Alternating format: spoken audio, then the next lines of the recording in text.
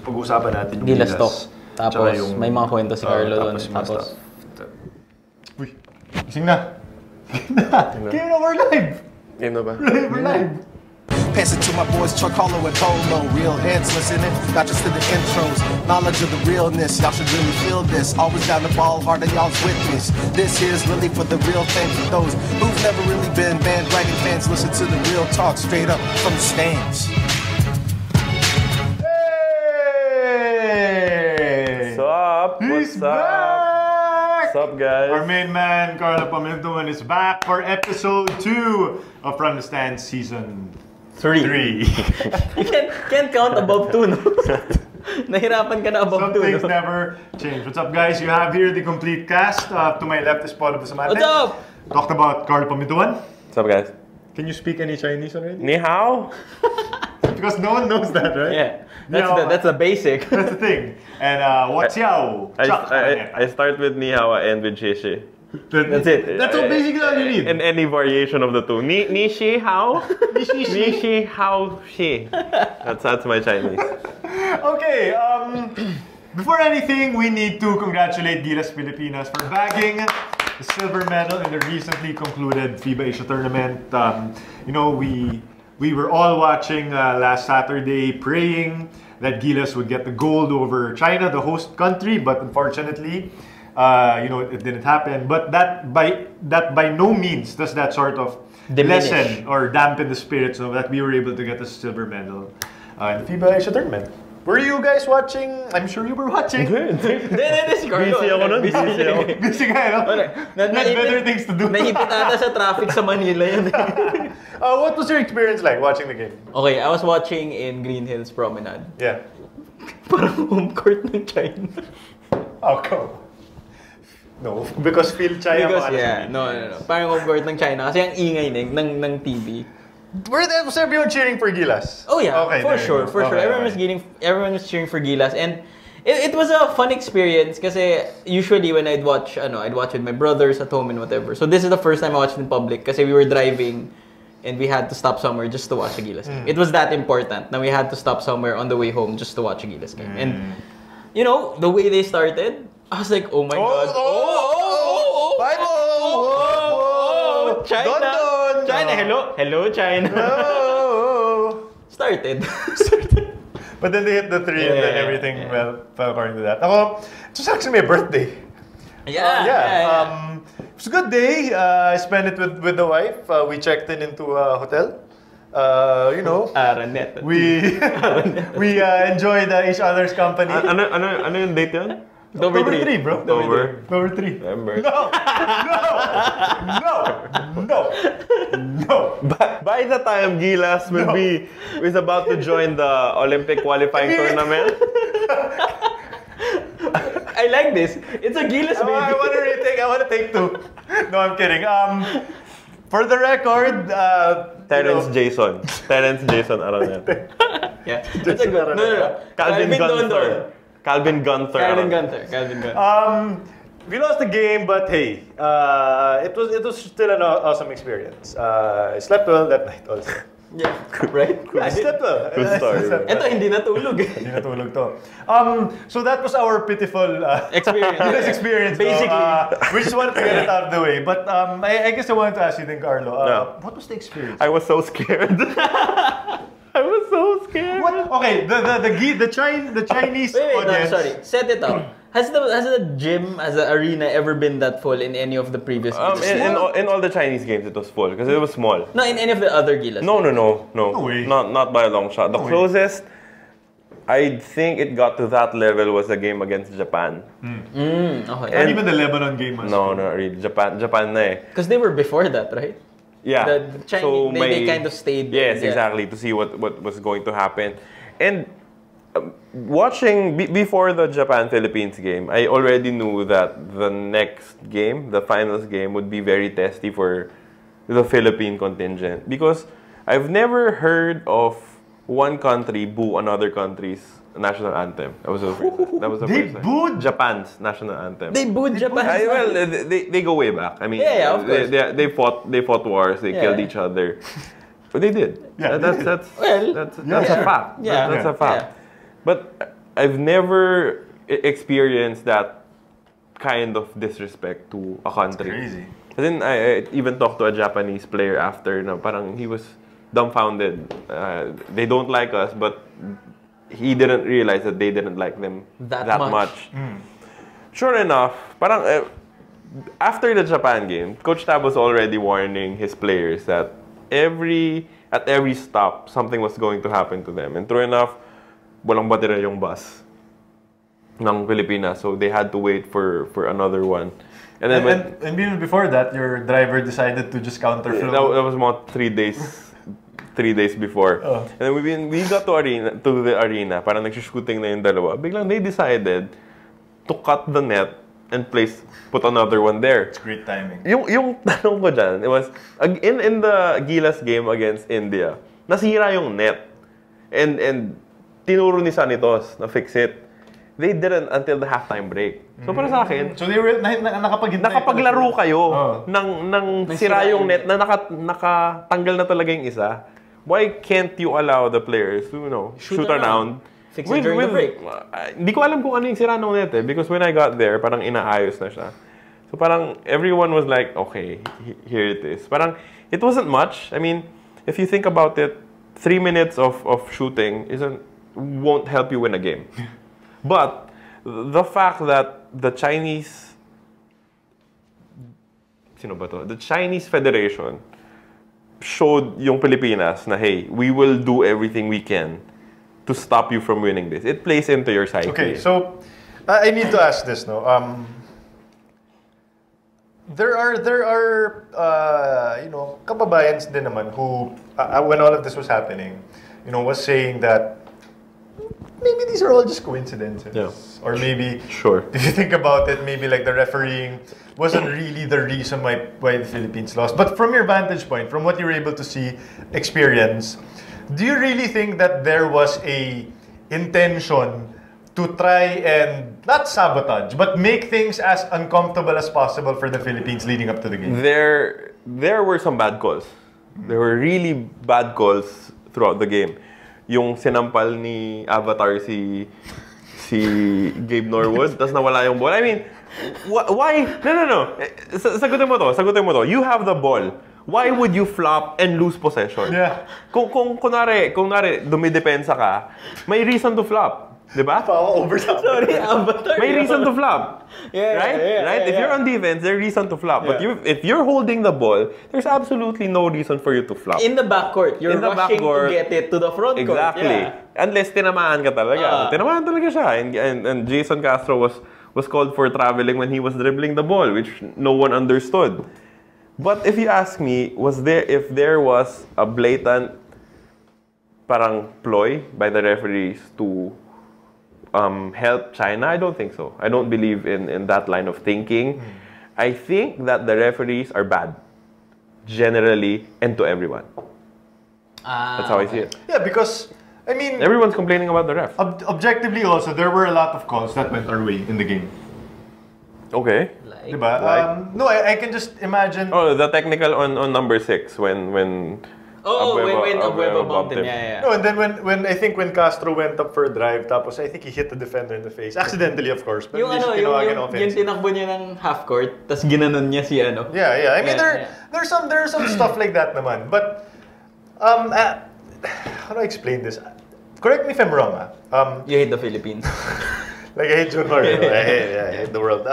No, but I feel like as those calls, like what you said, they don't decide the outcome of the game. But it's such a huge momentum shift maker that parang nakakasira talaga ng diskarte. You got into a debate. No. I was talking with Enzo Flojo, Hoopnut, over this, and he said that he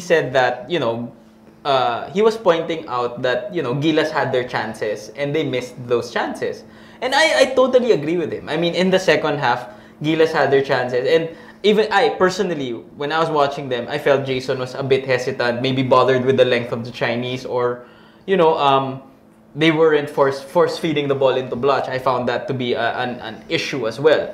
But my whole take on the officiating is, I'm not counting the number of calls for or against. I'm not counting I agree with you. I don't think there's an intention to derail the Philippines, but I felt that when the bad calls happened, they came at a bad time because it stopped the momentum or the hot start of Gilas. I felt that when they started calling bomb calls or getting the Chinese to the free throw line, I felt that really slowed down the game and took Gilas' pace away and essentially helped the Chinese settle into their pace of slowing it down and pounding it inside. And that really killed whatever game plan we had going in or whatever momentum we had at that point.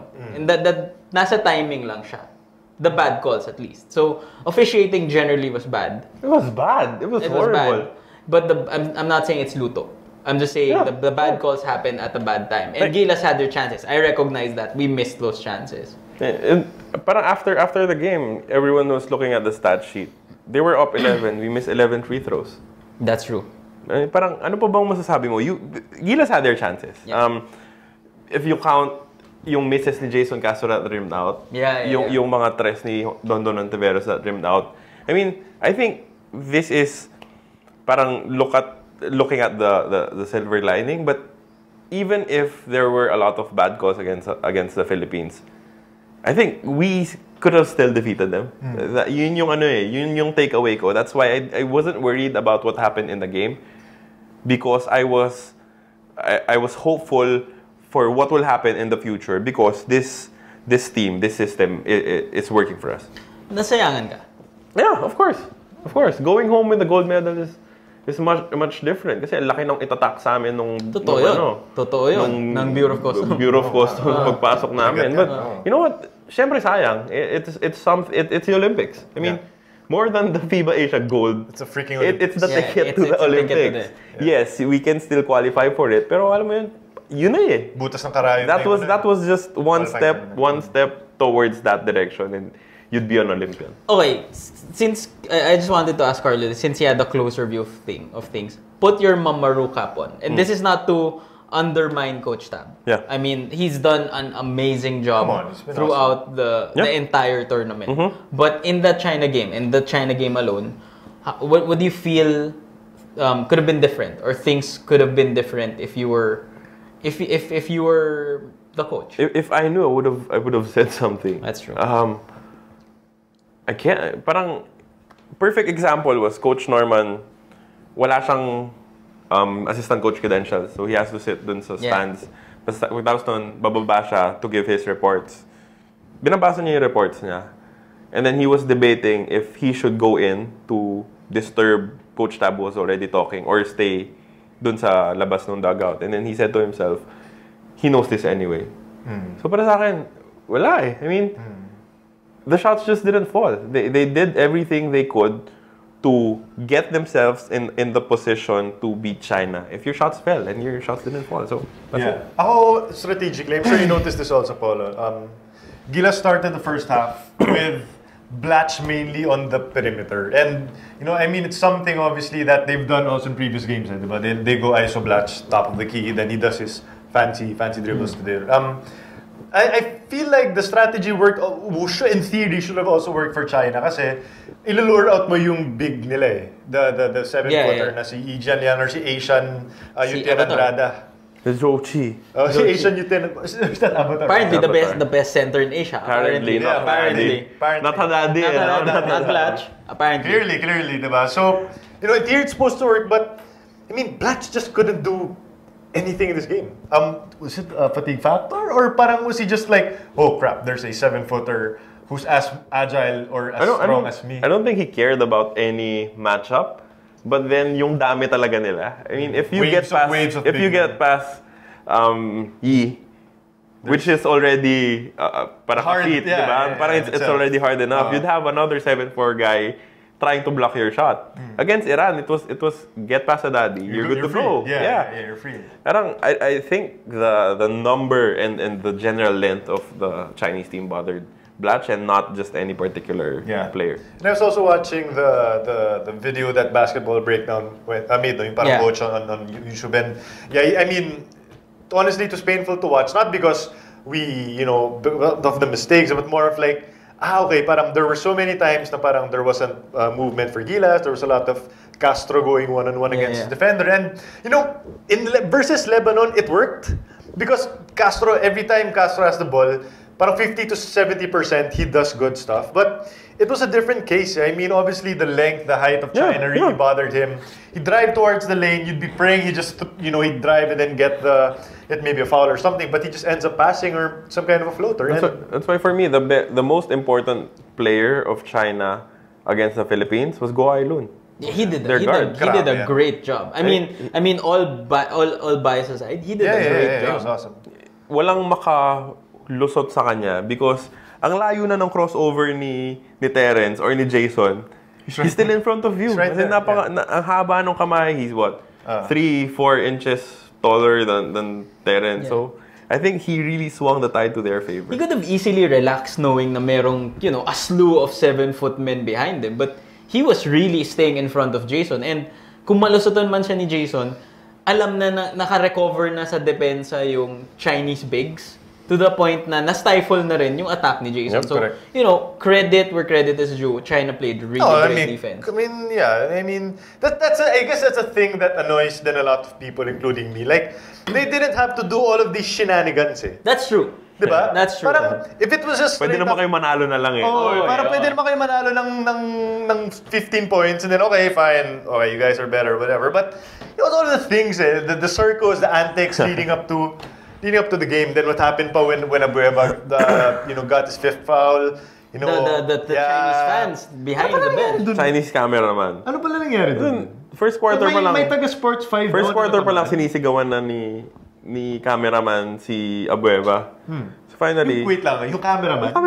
Kasi yung coverage cameraman. CCTV cameraman. Okay. Minumura si Calvin. Katabi niya si Nick Earnshaw, yung producer ng Sports 5. Finally, napuno na si Nick. Sabi niya, parang, do your job, shut up. Yeah. Tapos parang nakipagsigawan yung Chinese. Pa siya. Tapos siya pa yung nambangga. Siya pa yung... Kay Nick. Parang Chong, nagtatrabaho ka dapat eh. Oo nga eh. Parang it happened again in the second half nung nag-fall out na si Calvin Abueva. It happened again and muntik na silang magsuntukan talaga. Is that the guy who was like, was stretching out to give Calvin the dirty finger? Yeah. And, marami yun eh.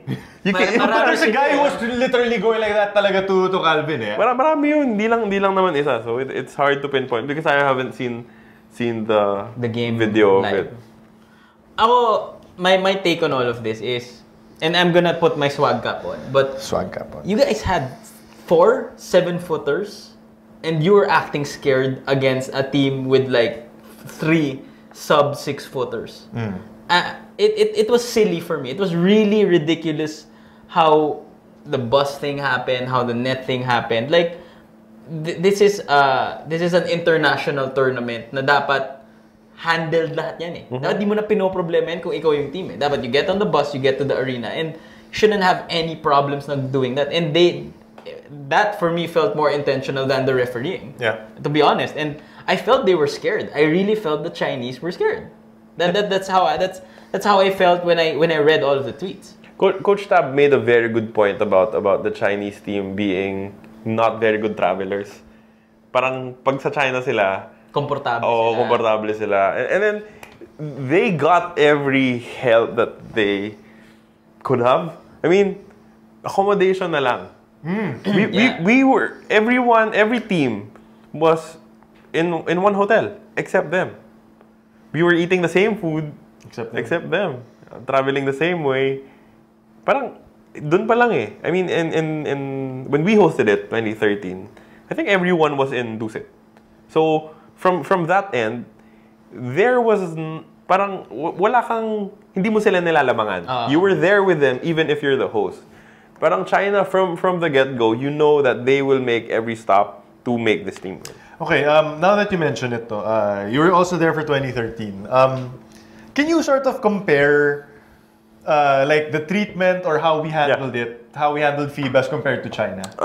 First, the internet sucks. Walang makapagpadala ng reports to the Philippines, video at least, because puro blocked eh. I mean, you have to be smart about it. You have to use VPN and stuff because Twitter and Facebook aren't allowed. May isang Chinese na nagsigaw sa amin after the China game. Sabi niya, go home. We don't want you here. This is not your place. No way. Sabi ko, then stop hosting events. It's easy for us not to be here. Yeah. Stop hosting events. But you just bid for the 2019. Yeah. Wait, so you kind of want us to be here. Wait, literally someone said go home? Yeah, go home. This is not your place. Parang, that's kind of a tricky situation that you could handle on your own. Then maybe you shouldn't have bid for it at all. Yung 2013, it was awesome compared to this because, I mean, yung media, parang pinapadala sila eh, may sarili silang van. But if you don't make it, you'd have to trek like 20 minutes uphill for you to get to from the gate of the school to the venue. Kasi nasa loob siya nung school. Bawal pumasok yung transportation except yung mga may FIBA IDs. Yeah. So it was really difficult for everyone else. As in, sobrang nahirapan yung mga nag-cover. I've never been to Changsha. So, ano ba yan? Is it like a province? Is it a provincial area? Rural ba siya? Urban? Urban siya? Oo eh. Urban siya. Urbanized siya. Parang alam mo, 14 days kami doon. I never saw the sky. Never saw the sky. Never saw blue. Dahil sobrang smog? Damn. Baka maulap lang. Hindi naman umulan. For 14 days. For 14 days. Okay, so we tackled the officiating, we tackled the shenanigans. Anything else you wanted to call about the game? No, I think we said it. We said it na rin na we got to air our grievance na rin. Oh, let's move on. Let's appreciate our guys. Yeah. Sige, we're done with that. Let's talk about Gilas, no? Siguro what I wanted to ask you guys is, in terms of the players, the performances, who do you think whose stock rose the most? In terms of like the perception of the players or maybe even parang what you saw in terms of the output performances. So, sino yung talagang like heading into the next season is gonna be like an entirely new player? For you, Carlo. Like for example, sa US dati, it was when DeMarcus Cousins won a gold medal, then Iguodala, all these guys. And all of a sudden, they came into the new season and they're monsters now. Terence Romeo is a different player. Terence Romeo. Yes. Before the game against China, kinausap siya ni Coach Tab. Sabi niya, Terence, you can't go inside and shoot layups. It won't work. Sabi niya, your game right now, step back jumpers and floaters. Ginawa exactly yun against China. He tried ilang step back jumpers yung tinira niya during that game. I mean, I think being in a situation like that with awesome coaches, top to bottom, with teammates that have played for so long, it really helped nurture Terence into a very dangerous player going into the PBA. And I think it's a possibility because syempre possibility pa rin na mag-regress ka eh, na bumalik ka dun sa comfort zone mo. Kasi iba yung coaches mo dito, iba yung kakampi mo. I mean, I'm not trying to put Global Port down. Yeah. But if you compare their lineup to Gilas lineup, compare their coaches to their coaches, it's a drastic step. Hindi ba TNT si Terence? So, I don't know. I think he's primed for a leap, but yeah, we just have to wait and see. Like if talking about Terence Romeo, no, I think the one thing I loved about Terence was just his mindset after the game. Eh. Like you posted this also na. I think I read somewhere that Terence said, I'm coming back, and when I come back, no one's going to be able to stop me, or no one's going to be able to guard me. That's when Coach Chot talked to him. No? And I really thought that was fantastic, because parang, siguro yung fact na it was right there, and you know, just one or two shots maybe going their way, they could have gotten it. That's what I love about the confidence of Terence Romeo. And, you know, I agree with Carlo and Polo na he's gonna look like a different player coming into next season. Jason Castro. I mean, this felt like a redemption campaign for Jason Castro. It got to the point where I was seriously asking if Jason Castro was the best player in Asia, and even against Asia. Wow. Even in Asia. I mean, not just the best point guard in Asia, but the best player.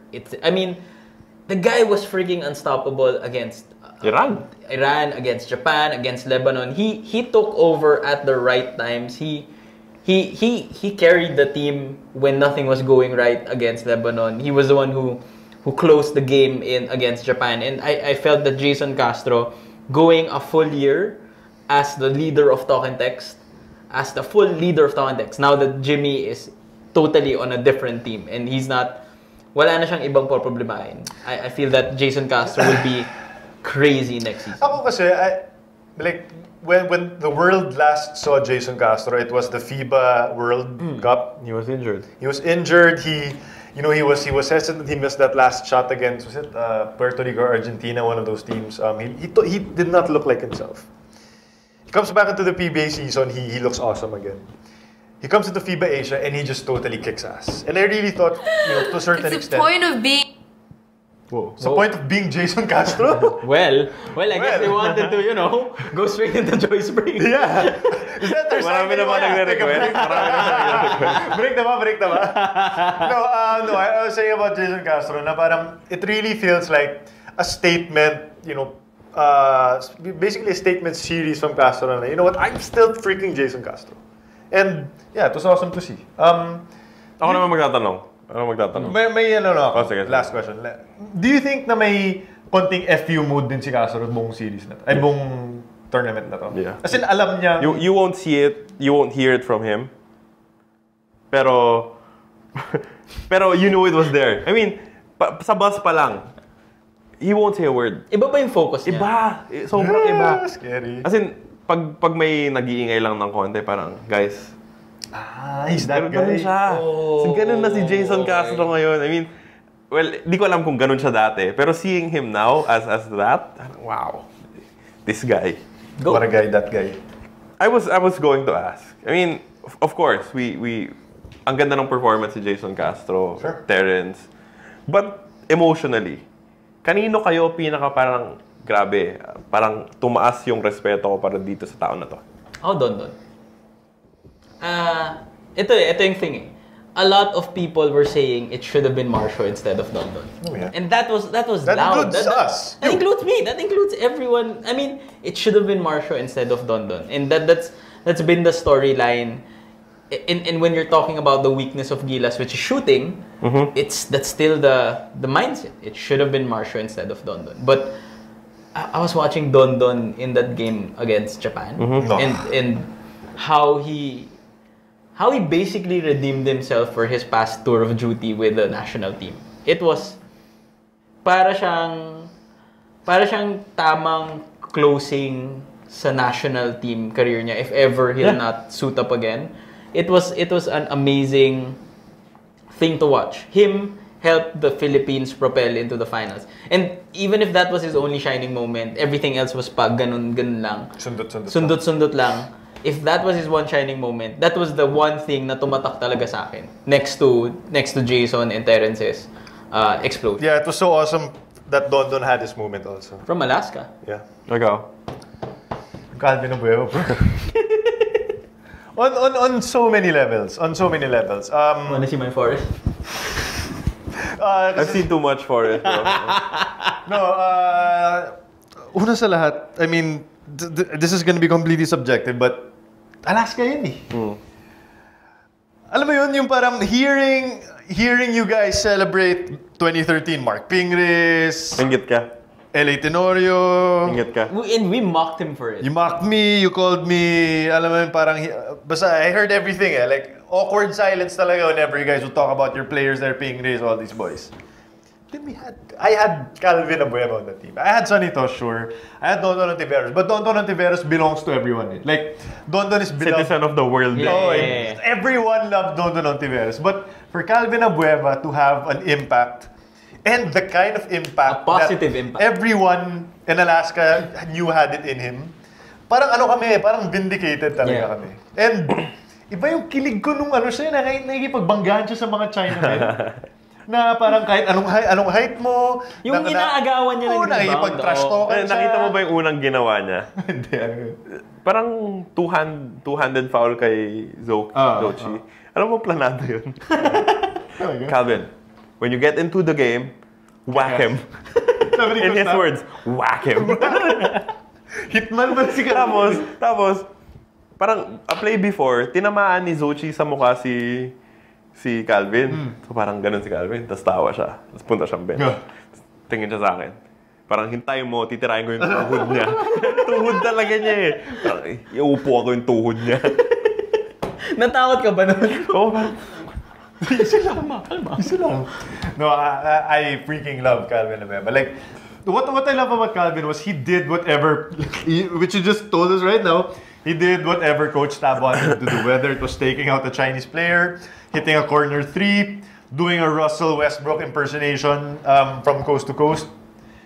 It was a joy to watch Calvin Abeba. Sino? Don, Calvin. Ikaw? Hindi, baka kasi akala nyo wala akong pasulubong sa inyo eh. Meron ka. Baka kasi akala nyo, hindi ko kayo pinansin masyado eh. Game use. You are full of surprises, Game sir. use. Palit kayo. Palit. Benching ko yan. 25? Wait lang. Saan yung number niya? Saan yung number niya? Dito yan. Kabila. Bro. Ocho. What? You are full of surprises. What? Wala. May essence pa yan ng players Di ko pa pinalaba. Inamoy nila. Ba't nyo inamoy? Ang bango pala ni Calvin, bro. Ba't nyo inamoy? Amoy China. Ang bango pala ni Calvin. But we're not going to leave our FTS. Naman. No, we're not gonna leave him hanging. Meron pa sa bahay. May Gabe Norwood. Oh!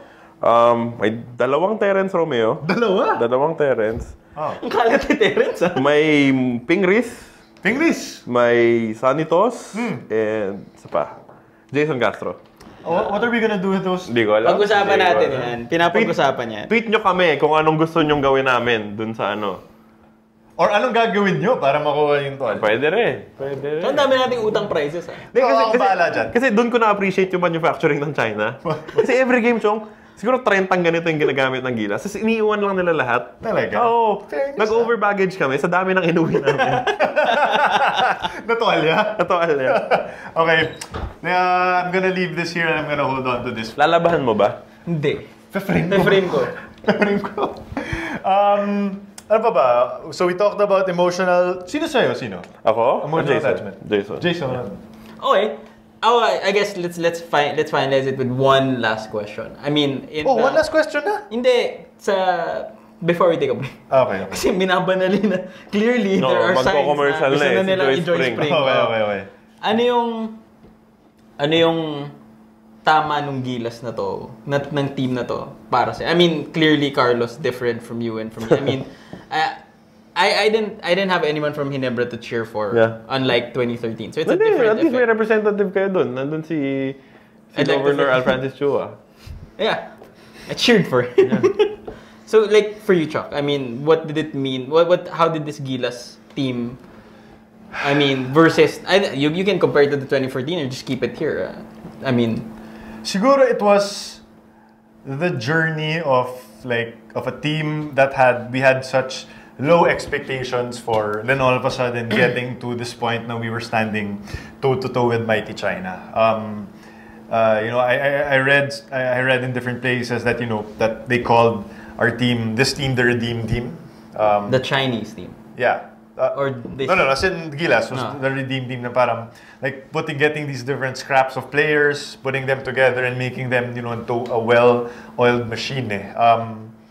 Everyone was talking about China was practicing since March. Tayo, we only had what? We only had 2 months. 2 months to put everything together, to get right from the PBA tournament all the way to Gilas. It was such a quick turnaround, no? But that's why you cannot help but just be in awe of what this Gilas team was able to accomplish. We have so many moments. Like we have the Don versus Japan. We have Jason Castro going ham versus Lebanon. You had Easy. You had Easy. Akala ko mapapatrend natin yung Easy. Okay, naantay ko yun eh. Then you had Calvin doing the slit throat against yung Coach Miro nila. We had Iran. Matic pala, Coach Matic. We had the win against Iran. Yeah, we had the win against Iran. Parang kumaga checklist na yan. Okay, we got rid of South Korea. We got rid of Iran. China's the next one that we need to overcome. And you know, it really bodes well for us. It's really such a. I'm so freaking proud of this Gilas team. Ikaw? I couldn't have said it any better. But the other takeaway that I had is how much this Gilas team was more of like a family, and it felt like Terence Romeo was their younger brother, and it's the small things that I watch. Even nung Jones Cup, nung pag napapaaway si Calvin, tas nakita mo yung huddle after yung Russian. That one for me resonated so much against the Russian team nung napaaway si Terence siya si Calvin. Tapos nung nag-huddle sila, tas nakaganon si Asi kay Calvin. Yeah.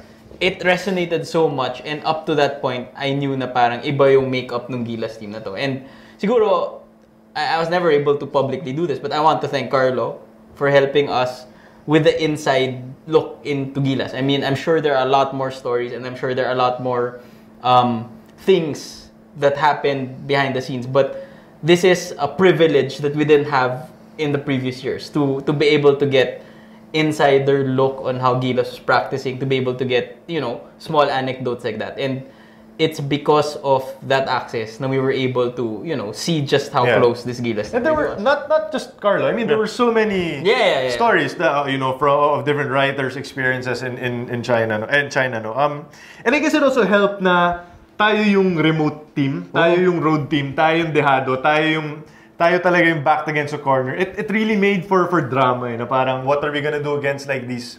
Chung tinakot natin yung China.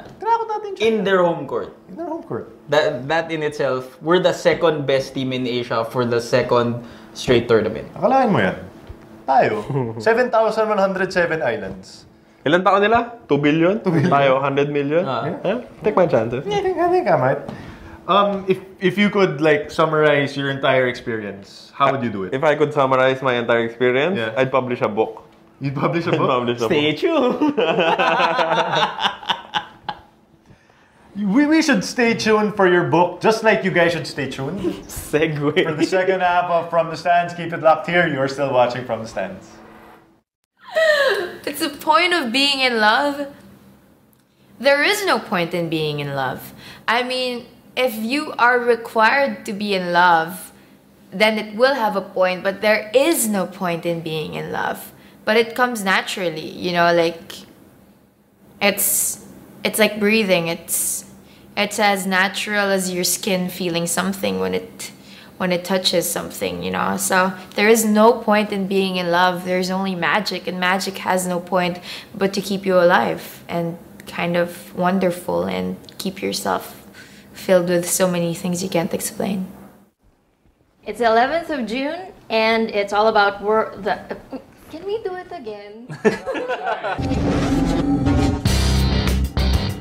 One thing I liked about Siri now with this proactive and by the way, this is Android guy speaking. This laptop, it doesn't have an Apple on it. That's so weird. Winbook Pro. Just copy the MacBook. What was I saying? No. That was your. We want to show you our very first preview of any gadget. Here it is. This is the Sony RX100 Mark IV preview.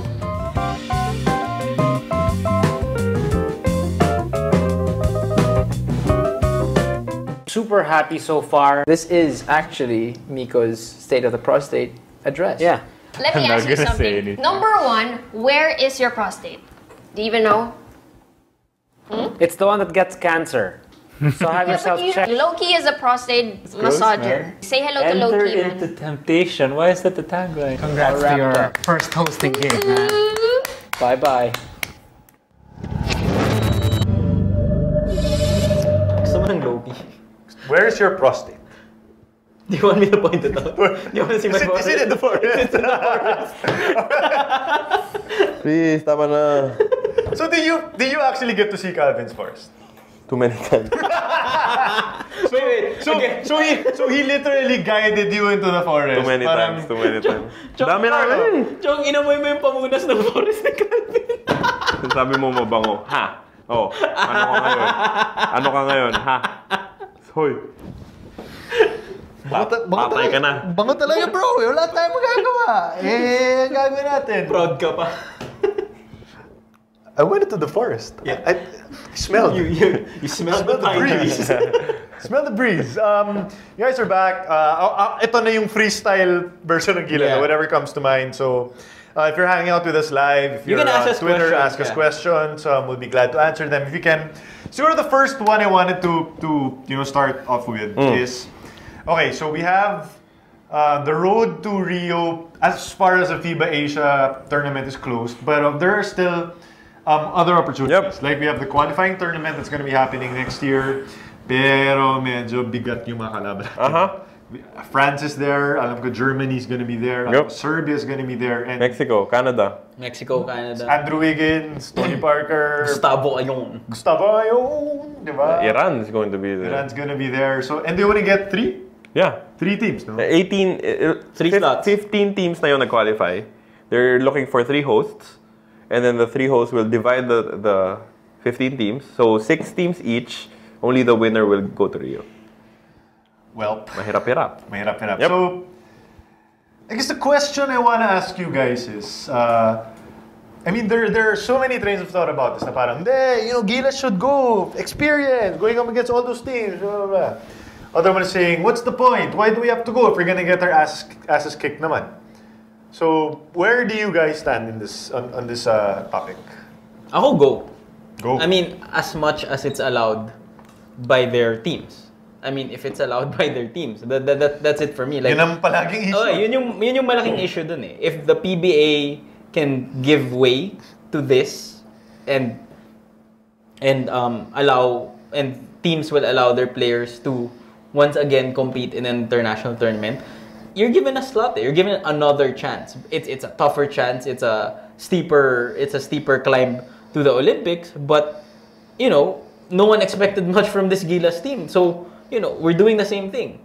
They might surprise us again. So that's my entire take on it. But yung malaking if dun is if the PBA will allow the teams will allow their players, if the PBA will give way, and if we can properly prepare for it. I think that's a bigger question. The preparation, because at another 2-month preparation plus losing Gilas for siguro mga 2 more weeks, you're losing around 2.5-3 months of prep time. Of PBA time. That's the big issue. And yung sa akin kasi, I agree with everything Polo said. This is July. Yeah. Govs Cup ends July. So what team are we going to send there? On one hand, yes, it's to build international ball experience. One way of looking at it is sending a cadet team alongside players who are already eliminated. So the Gilas cadet program plus Blatch and whoever. I don't think Andre would be able to may play China. There. Yes, I don't think Clarkson will be able to play there kasi kakatapos lang ng NBA season. Baka mag-finals yung Lakers. Baka, malay mo, di ba? Huwag niyo pa ubuhin. If you're looking at it, it's Ravenas, Macbelo, Banopstal, mga ganun bata. Yeah. With some players from the current Gilas team na eliminated na. Kasi, what if Tokentex sa last game final? What do you do?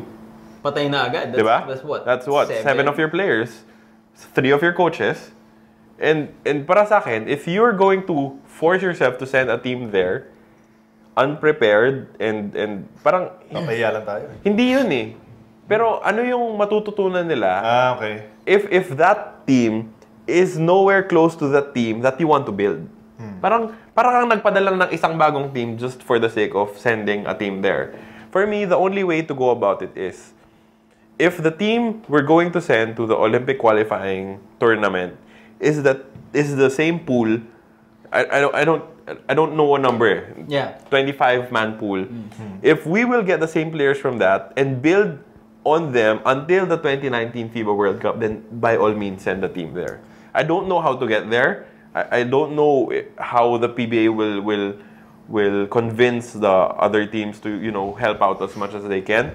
But para sa akin, that's the only possible. That's the only way na magagamit natin yung experience sa Olympic qualifying tournament without qualifying to Rio. Yeah. Like, hindi end goal yung kasama, but the process to 2019. Dude, that's the only way na may positive kang makukuha out of sending a team. It's such a struggle in the first place to get a pool. Exactly. A pool pa lang. Started Exactly. just a pool of 25 willing, able bodies who were approved by their mother teams to go to the training pool of Gilas. So Exactly. okay, I think we need to rewind a bit. If I'm not mistaken, correct me if I'm wrong, Carlo, but we found out for the first time about this whole qualifying rounds and all these qualifying tournaments. I think around the time when we had the bid between Philippines and China. Hindi naman. Pero kumbaga, Yeah. I mean, it's kind of fresh news, no? Yeah.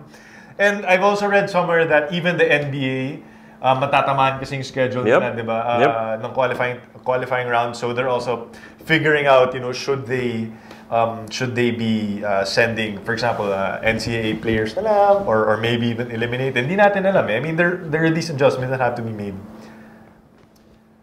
Obviously, the PBA needs adjustments.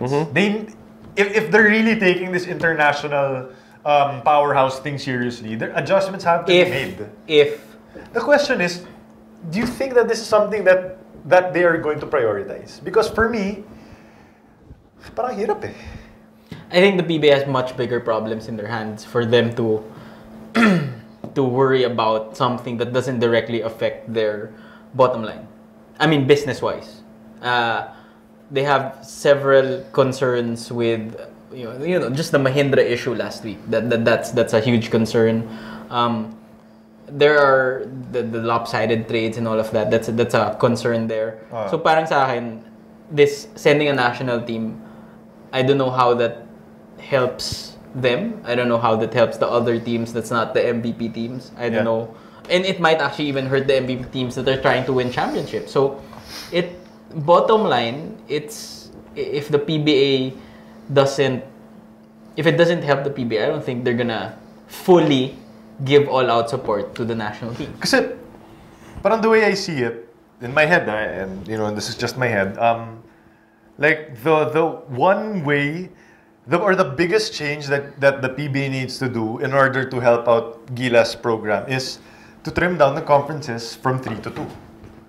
Diba? You finish the AFC earlier, you have one import conference, and then basically you're done by if it ends by July, by March, April, ganun. So you have at least 3 months to prepare for the qualifying round. But it creates this ripple effect. Eh. Now you're seeing, but wait, so wala na tayong Grand Slam teams, wala na tayong Grand Slam achievement. And it's bigger than money. Money, yeah. Wala ka ng third conference. Yung revenue from the gates, yung ratings ng TV, all of the advertising that could potentially come in. I mean, there are all of these different factors that come into play in trying to fit this qualifying, this international thing. Na parang that is the question now is if the PBA is willing to make these adjustments. I'll try to break it down as best as I can. I think it all goes down to two things for the PBA. It's parity and it's money.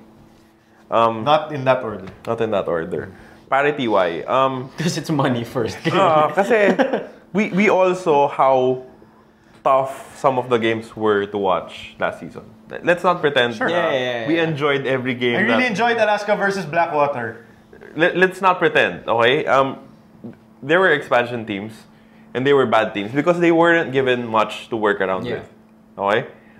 And bumaba yung perang pumasok sa PBA because they diluted their parity. Yeah. With the 10 teams, I would say 8 of them are competitive. But with 12 teams, now you add 2 games for everyone else. And yes, hindi ko naman nila lahat. I mean, Kia won some games, Blackwater won some games. But in the end, they finished last. Diba? Second, money. It's because, yun nga, as you said, cutting off an entire conference Killer yan. will hurt you. I mean, tsaka sweldo din ng players yan. Kumikita ka na walang return sa kanila. Pero at the end of the day, I think the PBA needs to learn how to play the long game. Everything that's happening now is for the next paycheck. Is how much we will earn this year. Para sa akin kasi, having a strong national basketball team will help your sport grow for the next decades.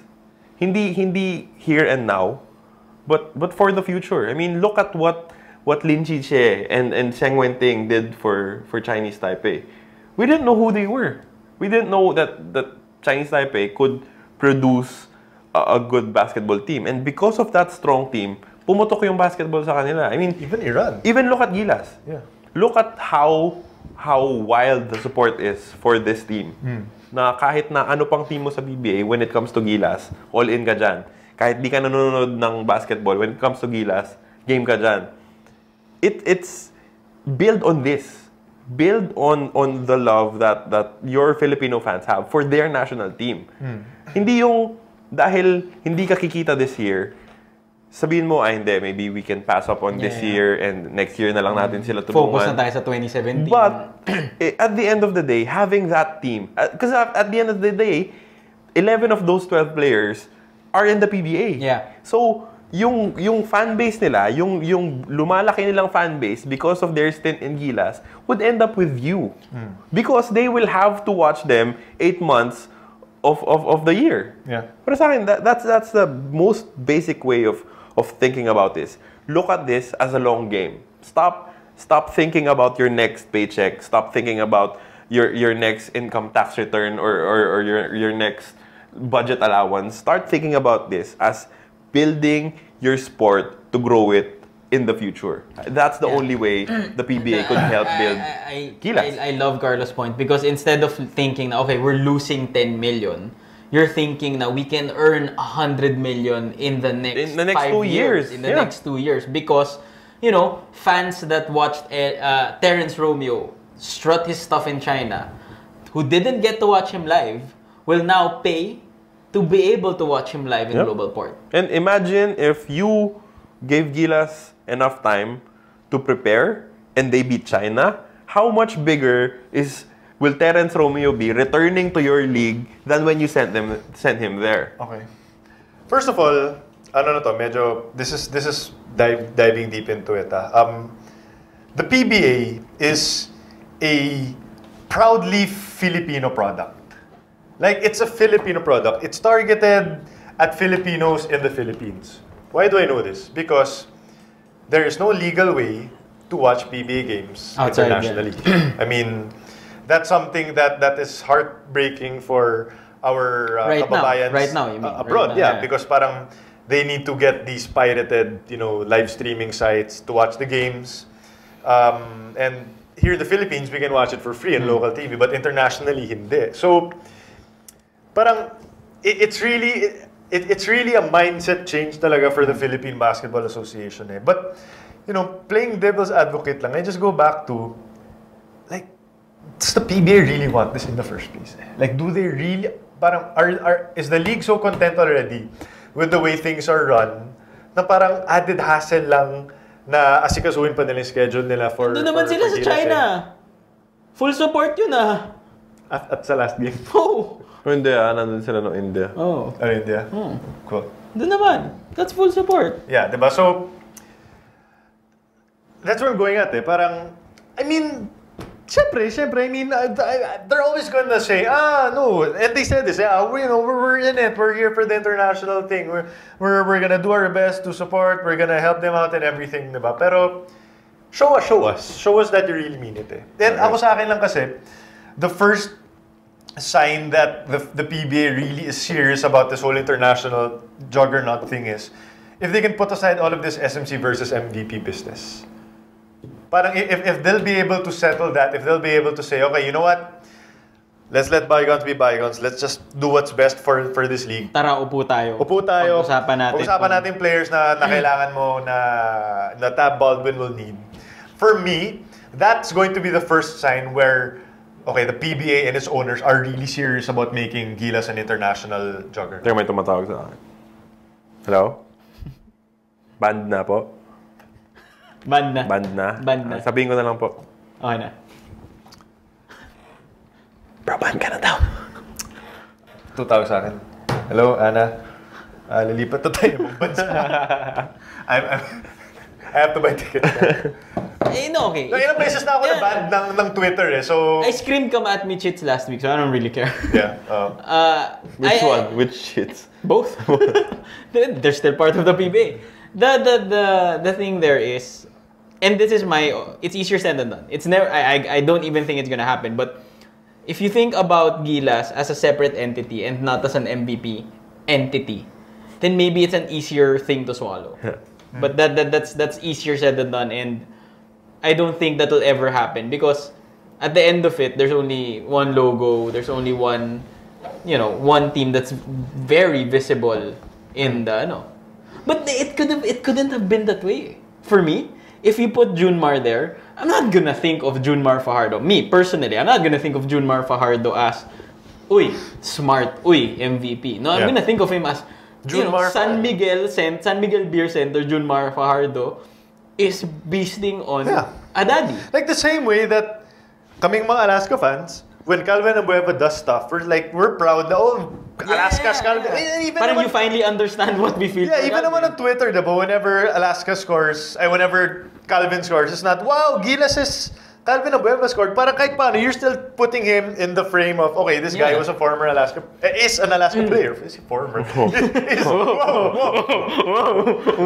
Kalma. He is an Alaska player, diba? And forever will be. Forever will be, amen. Yeah, and that's just for me.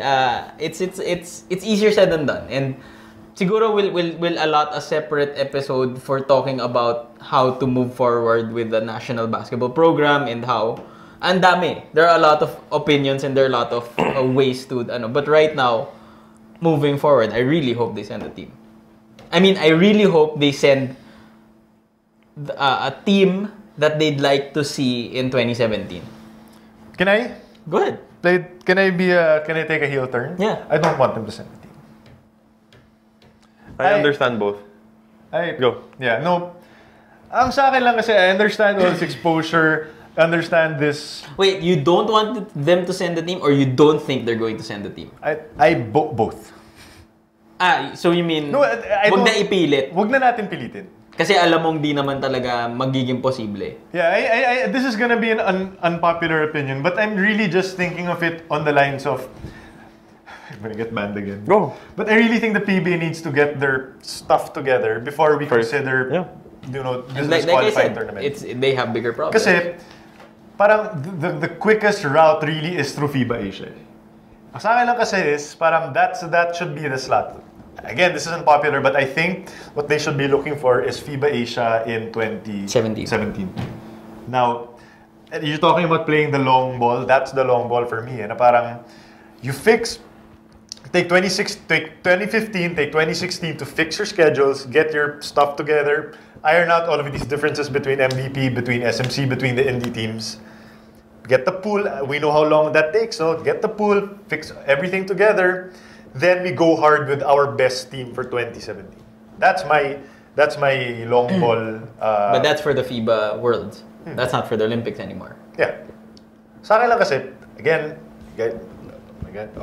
unpopular opinion, but we just have no chance right now. Currently constructed, we have no chance versus getting a slot between Serbia, Serbia, Canada, Mexico. Iran, all of and we're not even mentioning all of the African teams. Yeah. The Senegals. Yeah, all those guys. I mean, it's really just going to be tough. So, ang sa akin, invest. We're going to get a lot of new talent that's coming in 2017. Let's see what we have. So that's your long ball. Your long ball is 2017. Yeah. Alright. Ako gusto kong sumama eh. Sana magpadala sila. Yun eh. Yun. Okay. Curious lang ako. Like, siguro last question na to.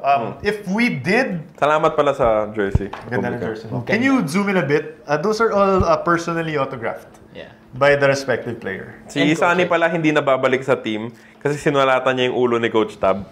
Hindi na siya babalik ever. Would you keep this team for the qualifying tournament next year? No. So, your stand kasi there before was, go bring to the dance the guys who got you there. For Rio. For Rio, not qualifying. Para sa akin, parang let this team be, parang a really good memory. Okay, so for the qualifying, that would be your kumbaga exposure trip para sa mga bata. That's for 2019.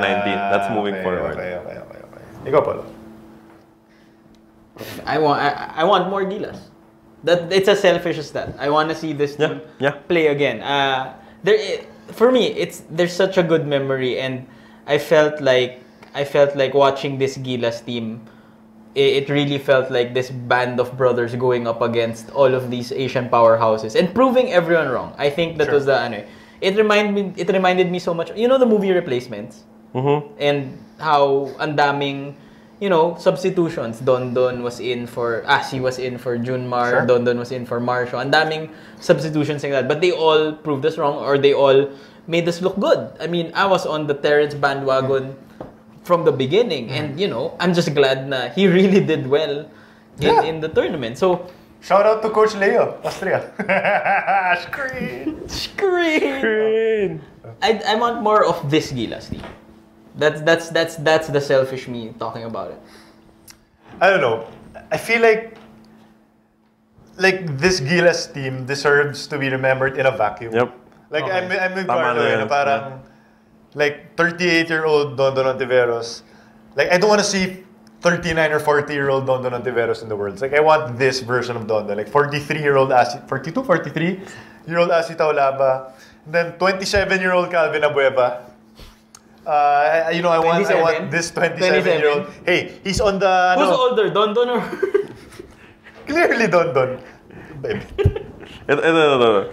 Dun sa prayers ng Gilas, they did it by age. Hindi ako nagbibiro. Yung nauna, si Asi. The players did it by age. Tapos si Don. Tapos nagulat ako na si Calvin. You're making this up. Clearly you are. I can't tell, but You're making this up! May isang may isang prayer kwento pa ako. Nasa Cebu kami. Si Calvin yung magdadasal. English. Lahat English. Lord, thank you for practice. Help us for FIBA Asia. Ganun siya magdasal. Si Terrence, nakatakip na yung t-shirt dito. Tapos gumagano. Tapos pagsabi nung amen, nabasag sila lahat. Ay, grabe, this team. Isa pa. Labas mo na lang. Sa bus. But save some for everyone. Sa bus. Si Calvin, si Sunny, si JC. Doon sa pinakalikod. Ganun palagi. Si Sunny, malakas umutot. Kaya tawag sa kanya. Lakas as in volume or amoy? Tawag sa kanya Sunny Tot. Nag-umpisa yan. Eh di kumakanta silang Nene. Yung dun sa Silent kinakanta lang nila Sunny Tot. Naging Sunny Tot. Tapos ewan ko, nainggit siguro si Calvin dun sa ganong setup. He started farting sa bus. And the-beast din yung utot niya eh. There was one particular time, it got so bad. Tumayo si Ranidel. Well, silang tatlo. Ranidel, Jason, Gary. Yun yung setup namin sa likod. Tumayo si Ranidel. Binuksan niya yung bintana. Sabi niya, tapos sumarap siya sa akin.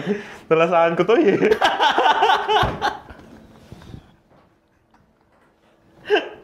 Nalasahan niya to yung utot ni Calvin Abel. Oh man! Sorry, nasa Sunny Tot na rin. Sunny Tot. Kaya yung Alaska, pa-check lang po yung ano nyo. Yung pinapainom nyo sa... i-check yun. Pinapainom nyo sa players. Pabol? Last May naalala pa ba ako? Tsaka na, marami pa naman pagkakataon. Dapat ending segment natin sa future episodes, kwento time with Carlo. Story time with Carlo. Let's do that right the next few episodes.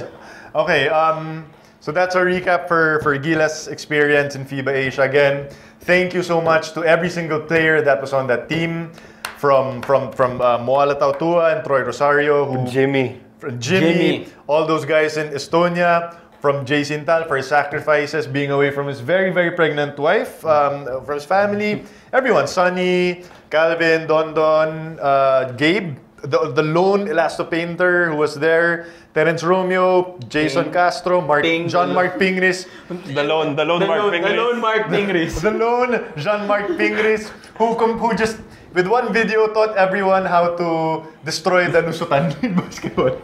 Yep. Lusutan's never gonna be the same because of You now know how to fix Lusutan. Ano ha? Takot kayo? Takot kayo, ano na? Yeah. Alright, so thank you. We salute each and every one of you. I think we should really also thank the coaches. Oh, come on. The coaches did an amazing... I mean, Carlo, off camera, can't stop praising the coaches because there's one photo of the Chinese coaching squad. Ay, pinost ko. Oh, parang mas marami pa sila kaysa dun sa team na nag-ano eh. Binilang ko, 30. 30 silang coaches. And we sent our 300 of Coach Tab, Coach Alex, Coach Jong. Yep. Coach Josh and Coach Norman. And Coach Norman. Yep. And we led by 5 points. And then the unsung heroes of the group, team manager, Butch Antonio, si Ma'am Yvette, Coach Dex, who fixed up everyone. Including Trace, si Bong Tula. Alam mo si Coach Dex? Paminsan hindi na siya PT eh. Kasi pati sakit ng tiyan, pati lagnat, pati ubo, siya na yung umaayos talaga. Team doctor. It's amazing how I witness the sacrifice of everyone involved. Yeah. Awesome experience for everyone. It's good to have you back. Thanks Sports5 for sending me there. Oh. Thanks Sports5. Incidentally, you can read his articles and a few of mine also on sports5.ph. You can also read a lot of articles at Polo on slamonlineph.com. Good time. Good time to be a sports fan. The next week, mag-PBA. 18th. Agad. So watch out. Shine start? Yeah. Watch out next week. If you didn't know, the PBA is coming back, guys. Baka ulin kayo sa Gilas. Nakalimutan nyo, may PBA din tayo. We're gonna be talking about that. We'll preview the teams, what to look out for next week. But for the meantime, on behalf of Paul Bustamante. What's up? On behalf of Carlo Pamintuan. Tell us what to do about the towels. Yeah, let's talk on Twitter. My name is Chuck Araneta, and we will see you next week for another episode From the Stands.